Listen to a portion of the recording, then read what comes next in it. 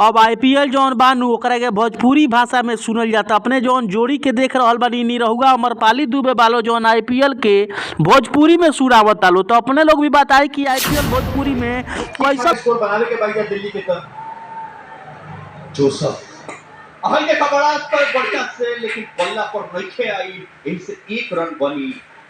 John Joseph गेंदबाजी करता है एकदम मिडिल ऑर्डर दिल्ली के जो ऋषभ पंत रहलन तो बड़ा से बहुत उनका पर निर्भर करत रहे दिल्ली के मिडिल ऑर्डर लगता। अब हिंदी या इंग्लिश तो लोग देखले छोड़ दिलक, सुनले छोड़ दिलक। अब जौन बा आगल बा भोजपुरी के बारी, तो पहले रवि किशन जी जौन के बाद दहाड़त रहन, अब लौकता लो एके संगे निरहुआ और अमरपाली दुबे कोना कोना तक ले जाए के प्रयास करता। ये आईपीएल जौन बा आईपीएल में विश्व के हर एको जगह के क्रिकेटर लोग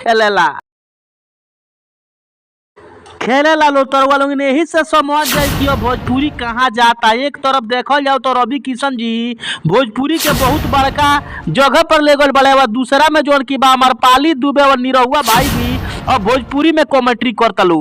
अब आ गए जौन की बा खेसारी लाल और पवन सिंह जी के बारी, तो अब देखी कि खेसारी लाल यादव के और पवन सिंह के कहिया मिला था नंबर आईपीएल में बोले के पार्टी तो रुक जाए यही से केमनिया पहुंचे की कोशिश में विकेट कमा देला वन अते वकिया बड़ा काम पूरा कइला वन और बड़ा शानदार कैच पकड़ के कंप्लीट होइला। हई देखो हई निकाल दे बड़ा शानदार तरीका से एकदम लाइन से हई देखो फील्डर मोड़ले बड़ा, लेकिन फिर ये ना इनके हाथ में से छटकल ठीक से आवत नहीं है। अब हर एक भोजपुरी के बढ़िया बढ़िया स्टार कलाकार लोग के आईपीएल में जगह मिलल बा बोले के, जैसे रवि किशन भैया के संगे संगे अब देखल जाता कि अमरपाली दुबे खेसारी लाल यादव भी जौन बे समय आईपीएल के कमेंट्री करता लो।